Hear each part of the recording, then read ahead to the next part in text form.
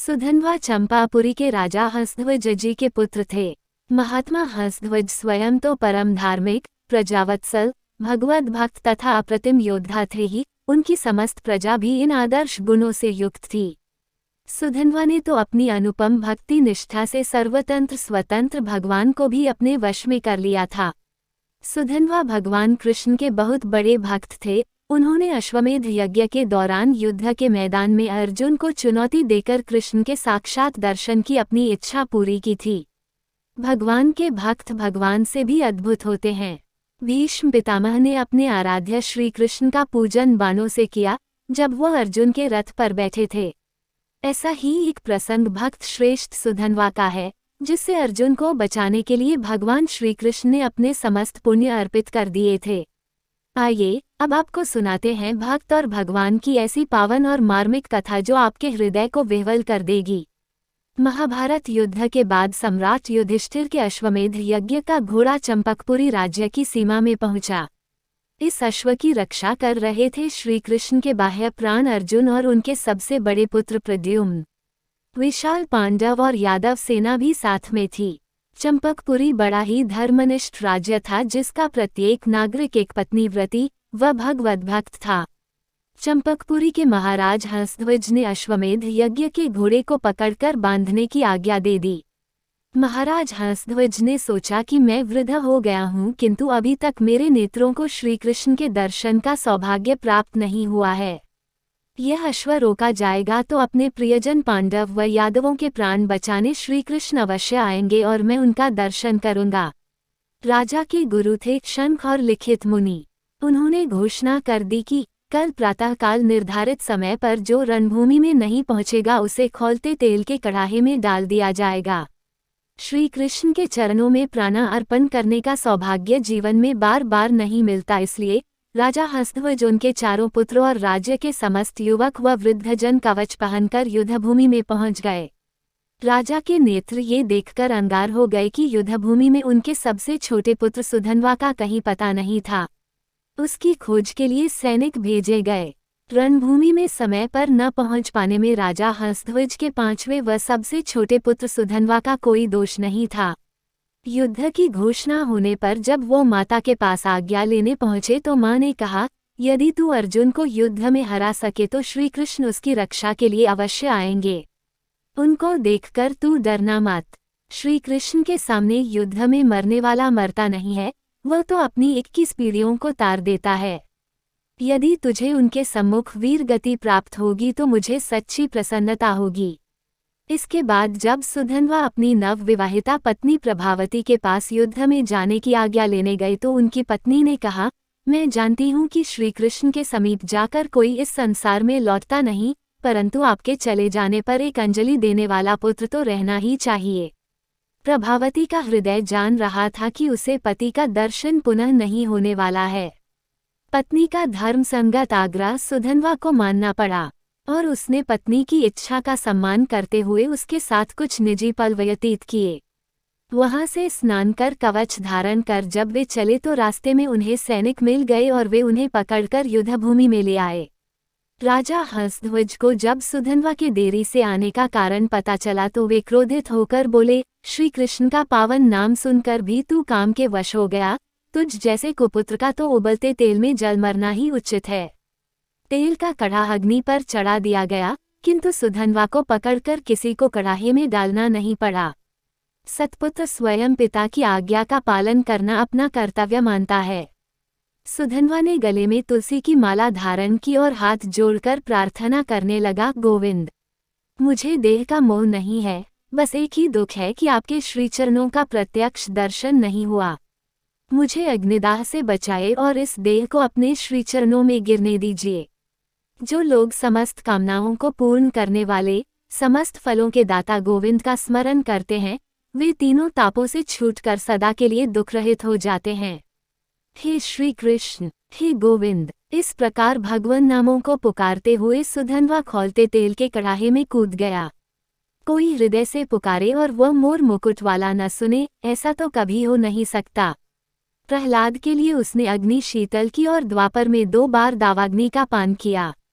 तो क्या आश्चर्य कि सुधन्वा के लिए आज खौलता तेल शीतल हो गया। सुधन्वा को तो शरीर का भान ही नहीं था, वह तो खौलते तेल में तैर रहे हैं और उनका एक रोम भी न झुलसा। ये देखकर सभी को संदेह हुआ कि कहीं इसने कोई मंत्र या औषधि का प्रयोग तो नहीं किया या तेल गर्म है भी या नहीं। ये जानने के लिए पुरोहितों ने एक नारियल तेल में डलवाया। तेल में गिरते ही नारियल तड़ाक से फूटा और उसके 2 टुकड़े हो गए। दोनों टुकड़े उछलकर राजा के पुरोहित शंख और लिखित के सिर पर जाकर तेजी से लगे। तब जाकर उन्हें बुद्धि आई कि हमने एक सच्चे भगवत भक्त पर संदेह किया।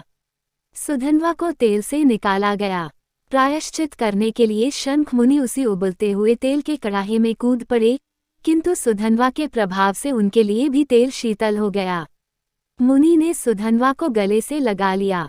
राजा ने सुधन्वा से कहा, श्री कृष्ण जिसके रथ का सारथ्य करते हैं, उन गांडीवधारी अर्जुन को तुम ही संतुष्ट कर सकते हो, अतः तुम ही सेना का नेतृत्व करो।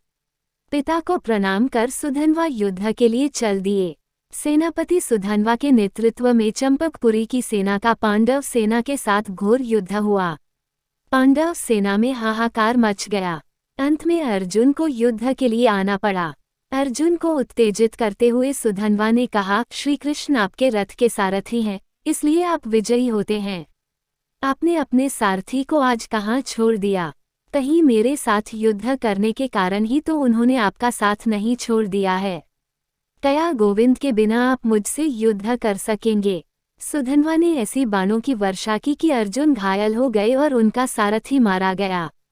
अब सुधन्वा ने अर्जुन को ललकारते हुए कहा, युद्ध से भागना नहीं, अपने सर्वसमर्थ नित्य सारथी श्री कृष्ण का स्मरण कर उन्हें बुला लीजिए। अर्जुन ने श्री कृष्ण का स्मरण किया। श्री कृष्ण तुरंत प्रकट हो गए और रथ की डोरी संभाल ली। सुधन्वा और अर्जुन ने उन्हें एक साथ प्रणाम किया। सुधन्वा ने अर्जुन को जिस लिए युद्ध में ललकारा था, उसका वह उद्देश्य पूरा हो गया। मोर मुकुटधारी कमल लोचन गोविंद सामने आ गए। सुधन्वा धन्य हो गया। सुधन्वा का लक्ष्य तो श्री कृष्ण के चरणों में वीर गति प्राप्त करना था। अब सुधन्वा ने अर्जुन को फिर ललकारा और बोला, अब तो त्रिभुवननाथ आपके सारथी हो गए हैं, अब मुझ पर विजय पाने के लिए कोई प्रतिज्ञा कीजिए। क्रोध में कांपते हुए अर्जुन ने प्रतिज्ञा की कि मेरे पूर्वज पुण्यहीन होकर नरक में जाएं, यदि इन 3 बाणों से मैं सुधन्वा का मस्तक न काट दूं। सुधन्वा ने हंसते हुए कहा, जिसके रथ पर श्री कृष्ण सारथी हैं, विजय तो उसकी निश्चित है, लेकिन मैं भी इनके चरणों में प्रतिज्ञा करता हूँ कि यदि आपके इन 3 बाणों को न काट दूं, तो मुझे अधम गति प्राप्त हो। प्रतिज्ञा करते ही सुधन्वा ने बाणों की झड़ी लगा दी, जिससे अर्जुन के रथ नंदिघोष का एक अंश टूट गया और वह कुम्हार के चाक की तरह घूमने लगा। श्री कृष्ण ने अर्जुन से कहा, मुझसे पूछे बिना तुमने प्रतिज्ञा करके अच्छा नहीं किया। इस राज्य में सब एक पत्नी व्रती हैं। इस व्रत के प्रभाव से सुधन्वा महान है और इस विषय में हम दोनों ही कमजोर हैं। क्योंकि श्री कृष्ण की 16,108 रानियां व अर्जुन की 2 पत्नियां थीं। अर्जुन ने कहा, आप जब तक साथ हैं, तब तक मुझ पर कोई संकट नहीं आ सकता। अब सुधन्वा से अर्जुन की रक्षा के लिए श्री कृष्ण ने अपने पुण्य अर्पण करने शुरू कर दिए। जैसे ही अर्जुन ने पहला बाण चढ़ाया, तो श्री कृष्ण बोले, मेरे गोवर्धन धारण का पुण्य इस बाण के साथ, कहकर श्री कृष्ण ने अर्जुन के बाण को शक्ति प्रदान की। किंतु सुधन्वा ने गिरिधारी प्रभु की जय कहकर बाण चला दिया और अर्जुन के पहले बाण के 2 टुकड़े कर दिए। आकाश में देवता आश्चर्य में पड़ गए। जैसे ही अर्जुन ने दूसरा बाण संधान किया, श्री कृष्ण ने कहा, मेरे अनेकानेक पुण्य मैंने इस बाण को अर्पित किए। इस बार भी श्री कृष्णचंद्र की जय कहकर सुधन्वा ने दूसरा बाण चलाया और अर्जुन के दूसरे बाण को भी निष्फल कर दिया। अर्जुन के तीसरे बाण को श्री कृष्ण ने अपने रामावतार का पूरा पुण्य दे दिया। बाण की पूंछ पर ब्रह्माजी को और मध्य में काल को बिठाया और बाण के अग्रभाग पर स्वयं विराजमान हो गए। सुधन्वा ने नतमस्तक होते हुए कहा, मेरे स्वामी, मैं जान गया कि आप स्वयं बाण पर बैठ मेरा वध करने आ रहे हैं, ताकि मेरे कंठ का स्पर्श करके मुझे धन्य कर सके। आओ नाथ, मुझे कृतार्थ करो। फिर सुधन्वा बोले, अर्जुन, त्रिभुवनपति श्री कृष्ण तुम्हारे बाण को शक्ति देने के लिए केवल अपना पुण्य ही नहीं देते, उस पर स्वयं आरूढ़ होते हैं, अतः विजय तो निश्चित ही तुम्हारी है, लेकिन श्री कृष्ण कृपा से मैं भी तुम्हारे इस बाण को अवश्य काट दूंगा। अर्जुन का तीसरा बाण छूटा तो भक्तवत्सल भगवान की जय कहकर सुधन्वा ने भी बाण छोड़ दिया। काल की भी शक्ति नहीं थी कि वह भक्त के प्रभाव को रोक लेते। अर्जुन का बाण ठीक बीच में से कटकर 2 टुकड़े हो गया। सुधन्वा की प्रतिज्ञा पूरी हुई। अब भगवान को अर्जुन का प्रण पूरा करना था। कटे बाण का अग्रभाग गिरा नहीं, उसने सुधन्वा का मस्तक काट दिया। मस्तकहीन सुधन्वा के शरीर ने पांडव सेना को तहस नहस कर दिया। सुधन्वा का कटा मस्तक हे गोविंद, हे मुकुंद, हे हरि पुकारता हुआ श्री कृष्ण के चरणों पर जा गिरा। श्री कृष्ण ने झट से उस सिर को दोनों हाथों में उठा लिया। उसी समय उस मुख से एक ज्योति निकली और सबके देखते श्री कृष्ण के श्रीमुख में लीन हो गई। भक्तवत्सल भगवान ने अपने दोनों भक्तों की प्रतिज्ञाएं पूरी की।